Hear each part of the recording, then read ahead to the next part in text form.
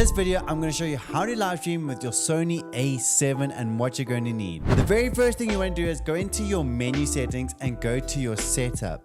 Make your way to page 3 of your setup and find your HDMI settings. Within your HDMI settings, you're going to want to turn off HDMI display.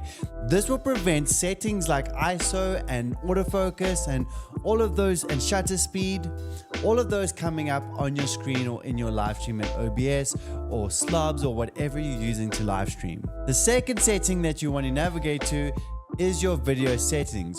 You do not want to be streaming in 4K. You're simply going to overheat the sensor, and when you're live streaming, it's going to get compressed by Twitch or Kick, is that where most people are at now. It's going to get compressed, and there's just no point in live streaming at 4K. You're going to be creating a buffer for your viewers. So you simply want to turn it to 1080p at either 50 frames a second or 100 frames a second, completely up to your preference.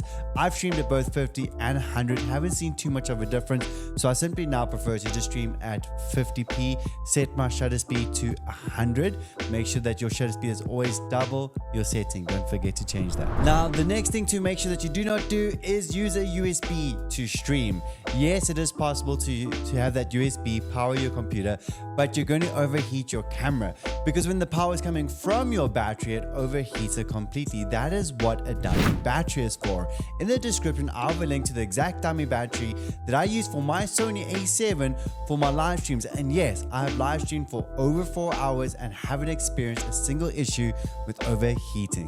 One thing to note when it comes to the dummy batteries is that it doesn't close underneath the camera. It's going to stay open. That is something that I really dislike about the A3, the design. But it is something that we just have to deal with when using continuous shooting, being powered by a dummy battery. So don't be concerned when you get one and you can't close the casing underneath it. The next thing you're going to need is a cam link. Now, I have tried and tested many different cam links, and for me, Elgato's cam link is the most reliable and crystal clear quality I've ever come across. I have tried cheaper alternatives, and yes, they do work, but just know there is a considerable difference when using the Elgato to the other low-end brands. But hey, that's just my personal preference. Whatever fits in your budget is for you. But why would we do a disservice to an amazing camera like the Sony A7 III? Surely you want to show off all its glory and be like, yes, that is the camera I stream with. And the third thing you need is a mini HDMI cable, which will then go into your cam link. Not a micro HDMI, but a mini HDMI. Links will be in the description. Once you've done that, I haven't done any necessary settings yet because I do use manual mode. If I can encourage you to use manual mode, please do it. I shoot at, as I said, 50 frames a second, 100 shutter speed, and the lowest aperture I can possible. I do zoom in to 50 millimeters as it creates a nice portrait. It's nice and intimate between me and my viewers. And my ISO I set to as low as possible. At the moment it's on 100, but I do have a big box light up over here.